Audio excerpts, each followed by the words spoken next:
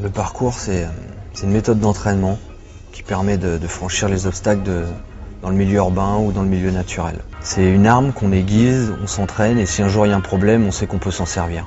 Ça peut être l'art de la fuite, de la poursuite, d'aider quelqu'un qui a un problème quelconque. Moi ça m'est déjà arrivé de monter au deuxième parce que le mec il a oublié ses clés. Et c'est tout con quoi, il est juste là, il sait que sa fenêtre est ouverte, il a pas ses clés et il me dit vous pouvez pas... Je sais pas si, donc je suis rentré chez lui juste pour lui ouvrir sa porte et si lui il avait pu le faire, voilà, ça aurait pas été un problème pour lui. Je crois que la finalité du parcours c'est de devenir autonome, de devenir entier et tout seul d'être capable de dire bon ce truc là j'ai pas la détente mais je pense que je m'entraîne pendant 15 jours à répéter 50 sauts le matin et puis le soir, dans un mois j'y arrive. C'est ça se connaître, se fixer des objectifs, les atteindre. Parce que si on n'a pas d'objectif, on bouge dans le vent, on ne sait pas pourquoi on bouge. Et quand on a trouvé un sens à ce qu'on fait, et ben forcément, même si on va dans d'autres domaines qui ne sont pas le parcours, ou d'autres domaines artistiques ou de la vie, et ben on va prendre l'habitude de trouver ce sens. Toutes les questions qu'on peut me poser sur le parcours, de mais pourquoi vous faites ça? C'est quoi là? Comme si le secret était soit dans la philosophie, soit dans le mouvement que tu vas travailler, soit. Mais tu regardes un singe, si tu l'arrêtais au moment où il est en train de faire un saut, tu mets une pause et tu lui dis mais pourquoi tu fais ça? Pourquoi tu bouges? Je pense que le singe il dirait et toi pourquoi tu bouges pas? Le côté qui est vraiment marrant, on va dire dans le parcours urbain, c'est de se rendre compte que l'être humain va bouger sur des choses qui sont pas fabriquées au départ pour ça. C'est-à-dire que le mec qui a construit les petites barrières à côté de l'escalier pour passer là ou qui a mis tel mur là, il s'est pas dit ah ouais le mec il va sauter là, attends je suis à la bonne distance, non je vais peut-être le...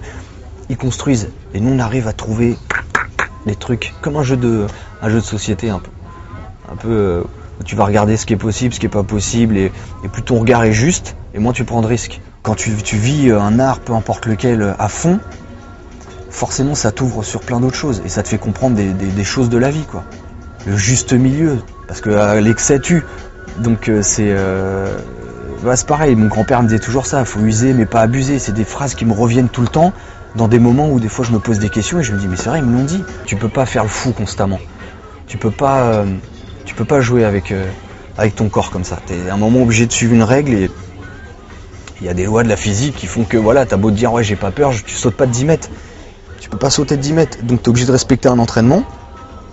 Et c'est l'entraînement qui va te dire je me sens bien, je peux me dépasser et de savoir jusqu'où t'as envie d'aller. Je me rends compte qu'entre tout ce que mon père m'a transmis et tout ce que j'ai appris sur le terrain, je me rends compte aujourd'hui qu'il m'a pas menti.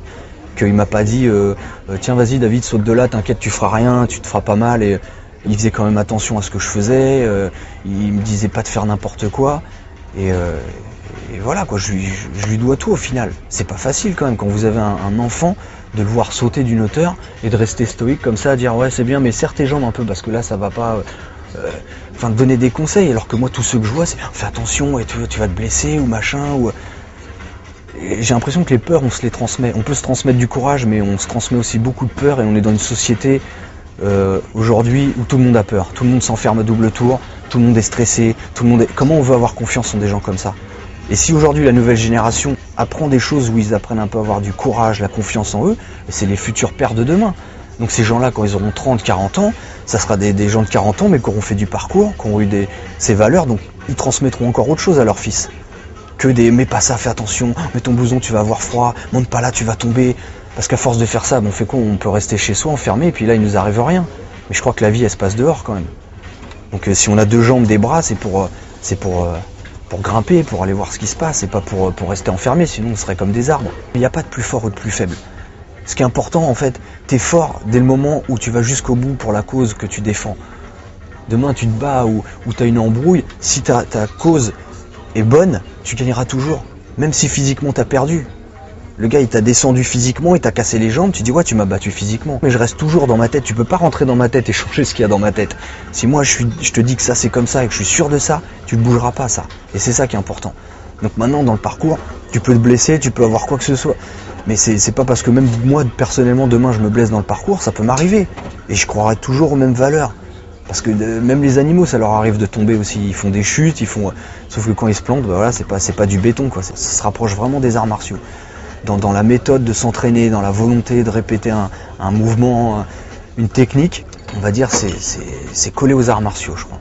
Je crois que c'est vraiment la même philosophie, la même façon d'appréhender les choses, de voir un adversaire, de dire ok bon lui il est grand, ok va falloir que je tape plus bas parce que ceci, cela, ou il a l'air d'être rapide donc je vais essayer suivant l'adversaire, on modifie sa technique, on sait où il va falloir faire attention, machin, le gars il se combat, fait du combat rapproché, combat au sol, quand tu arrives sur un obstacle c'est pareil.